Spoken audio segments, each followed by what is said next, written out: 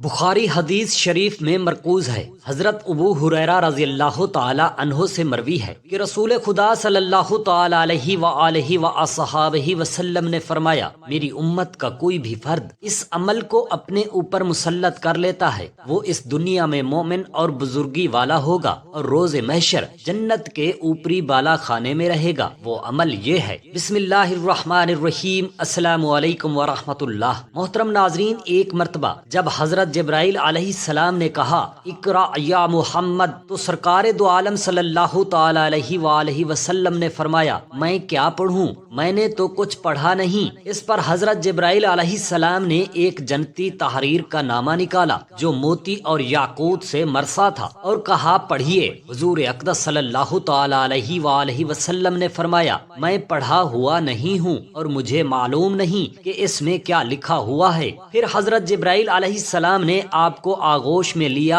اور خوب بھینچا۔ اس کے بعد حضرت جبرائیل علیہ السلام نے زمین پر پاؤں مارا اور چشمہ نکالا، اس سے وضو کیا جو کلی کرنے، ناک میں پانی ڈالنے، چہرہ اور دونوں ہاتھ پاؤں دھونے اور سر کا ایک بار مسح کرنے پر مشتمل تھا۔ اس فعل کے ذریعہ حضور اقدس صلی اللہ تعالی علیہ وآلہ وسلم کو وضو کرنا سکھانا مقصود تھا۔ اس کے بعد حضور اقدس صلی اللہ تعالی علیہ وآلہ وسلم نے بھی وضو کیا۔ پھر حضرت جبرائیل علیہ السلام نے ایک چلو پانی لے کر حضور اکرم صلی اللہ تعالی علیہ وآلہ وسلم کے چہرہ انور پر چھینٹا دیا اور آگے بڑھ کر 2 رکعت نماز پڑھائی۔ حضور اقدس صلی اللہ تعالی علیہ وآلہ وسلم ان کے مقتدی بنے۔ اس کے بعد حضرت جبرائیل علیہ السلام نے عرض کیا کہ اسی طرح وضو کرنا اور نماز پڑھنا ہے۔ یہ بات تعلیم قولی میں بھی آ چکی ہے۔ پھر حضرت جبرائیل علیہ السلام آسمان پر چڑھ گئے اور حضور صلی اللہ تعالی علیہ وآلہ وسلم نے مکہ مکرمہ کی جانب مرجعت فرمائی۔ اس وقت یہ عالم تھا کہ ہر شجر و حجر کہتا، السلام علیکہ یا رسول اللہ۔ جب حضور اقدس صلی اللہ تعالی علیہ وسلم نے مکہ مکرمہ کی طرف مراجعت فرمائی تو آپ کا قلب مبارک اور کن پٹیوں کا گوشت لرز رہا تھا، جس طرح خوف و دہشت کے وقت ہوا کرتا ہے۔ حضور اکرم صلی اللہ تعالی علیہ وآلہ وسلم نے ام المؤمنین حضرت سیدہ خدیجہ رضی اللہ تعالی عنہا کے پاس آ کر فرمایا، مجھے کمبل اڑھاؤ، مجھے کمبل اڑھاؤ۔ انہوں نے آپ کے جسم انور پر کمبل ڈالا اور چہرہ انور پر سرد پانی کے چھینٹے دیے تاکہ خوف دور ہو۔ آپ صلی اللہ علیہ وآلہ وسلم نے حضرت سیدہ خدیجہ رضی اللہ تعالی عنہا سے سارا حال بیان کیا اور فرمایا، مجھے ڈر ہے کہ میں کہیں خطرے میں نہ پڑ جاؤں۔ حضرت سیدہ خدیجہ رضی اللہ تعالی عنہا نے عرض کیا، آپ غم نہ کھائیں اور خوش رہیں، کیونکہ اللہ تعالی آپ کو کسی خطرے میں نہ ڈالے گا اور نہ آپ کو کسی کے آگے ذلیل و رسوا ہونے دے گا۔ یقیناً اللہ تعالیٰ آپ صلی اللہ تعالی علیہ وآلہ وسلم کے ساتھ اچھائی ہی فرمائے گا، کیونکہ آپ صلی اللہ تعالی علیہ وآلہ وسلم لوگوں پر صلہ رحمی فرماتے ہیں، عیال کا بوجھ اٹھاتے ہیں، ریاضت و مجاہدہ کرتے ہیں، مہمان نوازی فرماتے ہیں، بے کسوں اور مجبوروں کی دستگیری کرتے ہیں اور غریبوں کے ساتھ بھلائی کرتے ہیں، لوگوں کے ساتھ حسن اخلاق سے پیش آتے ہیں، لوگوں کی سچائی میں ان کی مدد اور ان کی برائی سے حذر فرماتے ہیں، یتیموں کو پناہ دیتے ہیں، سچ بولتے ہیں اور امانتیں ادا فرماتے ہیں۔ ایک روایت میں ہے کہ آپ خوب رو، خوش خلق، خوش آواز، نیک کردار، خوش گفتار اور عالی ہمت ہیں۔ مطلب یہ کہ جس میں یہ خوبیاں ہوں اور اس کی حالت ایسی ہو، وہ نہ کسی برائی میں مبتلا ہوگا اور نہ کسی خطرے کو دیکھے گا۔ گویا حضرت سیدہ خدیجہ رضی اللہ تعالی عنہا نے ان باتوں سے حضور اکرم صلی اللہ تعالی علیہ وآلہ وسلم کی تسلی و اطمینان دلایا۔ یہ باتیں حضرت سیدہ خدیجہ رضی اللہ تعالی عنہا کی کمال فراست و دانائی اور حقائق و اشیاء اور صدق و احوال کی معرفت رکھنے پر دلالت کرتی ہیں۔ ایک اور روایت میں آیا ہے کہ جب حضور اکرم صلی اللہ تعالی علیہ وآلہ وسلم نے اپنا حال مبارک بیان فرمایا تو حضرت سیدہ خدیجہ رضی اللہ تعالی عنہا خوشی سے مدہوش ہو گئیں۔ اس کے بعد حضرت سیدہ خدیجہ رضی اللہ تعالی عنہا اس حالت کی تائید و تقویت کی غرض سے حضور اکرم صلی اللہ تعالی علیہ وآلہ وسلم کو اپنے چچا زاد بھائی ورقہ بن نوفل کے پاس لے گئیں۔ ورقہ بن نوفل بہت بوڑھے تھے۔ یہ قریش کے طور و طریقت اور جہلیت کی رسوم سے نکل کر حقیقی دین عیسوی اختیار کر کے موحد بن گئے تھے۔ ان کو انجیل کا علم خوب آتا تھا اور وہ انجیل سے عربی زبان میں کچھ لکھا کرتے تھے۔ وہ عبرانی زبان کو بھی جانتے تھے۔ ان سے حضرت سیدہ خدیجہ رضی اللہ تعالی عنہا نے کہا، اے چچا زاد بھائی، اپنے بھتیجے کی بات تو سنیے، وہ کیا فرماتے ہیں۔ حضرت سیدہ خدیجہ رضی اللہ تعالی عنہا نے حضور اکرم صلی اللہ تعالی علیہ وآلہ وسلم کو ورقہ بن نوفل کا برادر یعنی چچا زاد بھتیجا کہا تھا۔ یہ عرب کا عرف ہے کہ وہ ایک دوسرے کو برادر زادہ کہتے ہیں، اور اہل سریہ بھی کہتے ہیں کہ ورقہ بن نوفل حضرت عبداللہ کے ہم عمر تھے۔ ورقہ بن نوفل نے حضور اکرم صلی اللہ تعالی علیہ وآلہ وسلم سے احوال دریافت کیا۔ کہا، کیا بات ہوئی ہے؟ حضور اکرم صلی اللہ تعالی علیہ وآلہ وسلم نے اپنا تمام حال جو گزرا تھا ان سے بیان فرما دیا۔ یہ سن کر ورقہ نے کہا، یہ وہ ناموس ہے جو حضرت موسیٰ علیہ السلام پر نازل ہوتا تھا۔ یہ محمد صلی اللہ تعالی علیہ وآلہ وسلم، آپ کو مبارک و خوشی ہو کہ آپ اللہ کے رسول ہیں۔ میں گواہی دیتا ہوں کہ آپ وہ نبی ہیں جس کی حضرت عیسیٰ علیہ السلام نے بشارت فرمائی تھی کہ میرے بعد ایک رسول مبعوث ہوگا جس کا نام احمد ہے، اور قریب ہے کہ آپ کافروں کے ساتھ جہاد و قتال پر مامور ہوں گے۔ کاش میں اس دن تک زندہ رہتا اور جوان، قوی و توانا ہوتا جب آپ کی قوم آپ صلی اللہ تعالی علیہ وسلم کو اس جگہ سے نکالے گی۔ حضور اکرم صلی اللہ تعالی علیہ وآلہ وصحابہ وسلم نے فرمایا، کیا وہ مجھے یہاں سے نکال دیں گے؟ ورقہ بن نوفل نے کہا، ہاں، آپ جو کچھ لے کر تشریف لائے ہیں اس کی مانند کوئی بھی نبی لے کر نہیں آیا۔ اس کے باوجود ان سے دشمنی کی گئی اور انہیں ایذائیں پہنچائی گئی۔ مطلب یہ کہ سنت الہی اسی طرح جاری ہے کہ کافر لوگ ہمیشہ نبیوں کے دشمن رہے ہیں، اور کوئی نبی ایسا نہیں آیا جس کی کافروں نے دشمنی نہ کی ہو۔ اگر آپ کا وہ دن پایا تو میں آپ کی پوری نصرت و مدد کروں گا۔ پھر کچھ عرصہ کے بعد ورقہ بن نوفل نے وفات پائی۔ مشکوت شریف میں ایک حدیث مرد دریافت کیا تو حضور صلی اللہ تعالی علیہ وآلہ وسلم ہے، تو ظاہر ہے کہ صحابہ کی تعریف یہ کی گئی ہے اور اس میں ظہور دعوت کی شرط نہیں لگائی گئی۔ ورقہ بن نوفل کے انتقال کے بعد ان کا حال میں نے دیکھا ہے۔ وہ سفید لباس پہنے ہوئے ہیں۔ سفید لباس ایمان کی نشانی ہے۔ روضۃ الاحباب میں ایک حدیث مروی ہے کہ فرمایا، میں نے قیس کو جنت میں دیکھا ہے، ان کے جسم پر سبز لباس ہے، اس لیے کہ وہ مجھ پر ایمان لائے اور میری تصدیق کی ہے۔ قیس سے مراد ورقہ بن نوفل ہے۔ تیس اور قیس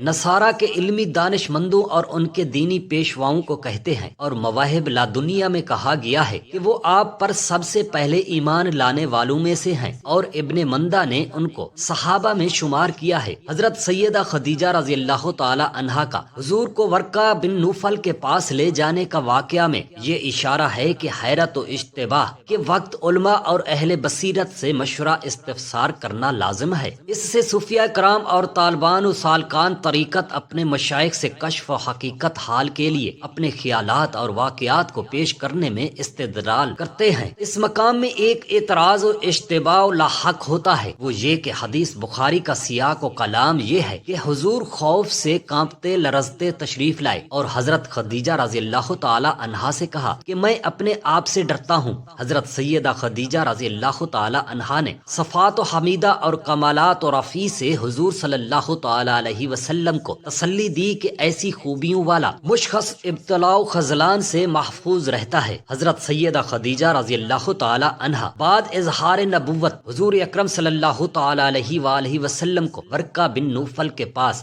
آپ کے حال مبارک کی وضاحت و استفسار کی غرض سے لے گئی۔ حالانکہ یہ بات ثابت ہو گئی کہ حق سبحانہ و تعالی نے حضور اکرم صلی اللہ تعالی علیہ وآلہ وسلم کے وسعت مبارک پر ایسے معجزات ظاہر فرمائے جن سے ہمیں آپ کی صداقت کی معرفت ہوئی، جیسا کہ مروی ہے کہ جب حضور اکرم صلی اللہ تعالی علیہ وآلہ وسلم غار حرا میں اس کلام الہی کے سننے سے پہلے داخل ہوئے تو ہر جانب سے یا محمد صلی اللہ تعالی علیہ وآلہ وسلم، یا رسول اللہ کی ندائیں سماعت فرمائی۔ کوئی کہنے والا نظر نہ آتا تھا۔ ایک اور روایت میں ہے کہ حضور نبی کریم صلی اللہ تعالی علیہ وآلہ وسلم نزول وحی سے پہلے ایسی آوازیں سماعت فرماتے تھے جس کا بولنے والا نظر نہ آتا تھا، اور 7 سال سے خاص قسم کی روشنی ملاحظہ فرماتے تھے اور اس سے خوش ہوتے تھے، خواہ اس روشنی سے مراد محسوس کردہ روشنی ہو یا علم و یقین کا ایسا نور جس سے دل خوش کشادہ ہو جاتا ہے اور ہر شجر و حجر سے سلام کرنے کی آوازیں سنا کرتے تھے۔ اس سے قبل 3 سال حضرت اسرافیل علیہ السلام آپ کی خدمت اقدس میں حاضر رہے۔ اس کے بعد فرماتے ہیں کہ 7 سال کی عمر مبارک تھی کہ حق تعالی نے حضرت اسرافیل و جبرائیل علیہ السلام وحی لے کر نازل ہوئے۔ آپ صلی اللہ تعالی علیہ وآلہ وسلم کی خدمت اقدس میں حاضر ہوتے۔ چنانچہ حضرت اسرافیل علیہ السلام ہمیشہ حضور صلی اللہ تعالی علیہ وآلہ وسلم کے ساتھ رہے، یہاں تک کہ نبی کریم صلی اللہ تعالی علیہ وسلم نے 11 سال پورے فرمائے اور آپ صلی اللہ تعالی علیہ وآلہ وسلم 1 یا 2 کلمہ سے زیادہ نہ بات کرتے تھے۔ یہ اسی طرح حضرت میکائیل علیہ السلام کے بارے میں بھی کہا گیا ہے کہ جس وقت حضرت جبرائیل علیہ السلام فرمان باری تعالی لے کر آئے، اس وقت حضرت میکائیل علیہ السلام کو حضور اکرم صلی اللہ تعالی علیہ وسلم کی رفاقت و خدمت میں حاضر رہتے 29 سال ہو گئے تھے، لیکن ان سب کی حضوری اور رفاقت آپ کو معلوم نہ ہوتی تھی اور نہ وہ وحی لاتے تھے، کیونکہ وحی کا لانا حضرت جبرائیل علیہ السلام کا کام تھا۔ چنانچہ ایسے انوار و بزرگی کے ظاہر ہونے اور ایسے اسرار کے آشکارا ہونے کے باوجود ابہام اور اشتباہ کی کون سی گنجائش ہے اور اس کا کہاں احتمال ہے؟ لہذا دل کا لرزنا اور حضور اقدس صلی اللہ تعالی علیہ وآلہ وسلم کا خوف و دہشت کھانا منصب نبوت کی عنایت، ہیبت و جلال اور اس کی مشقت کی وجہ میں ہے،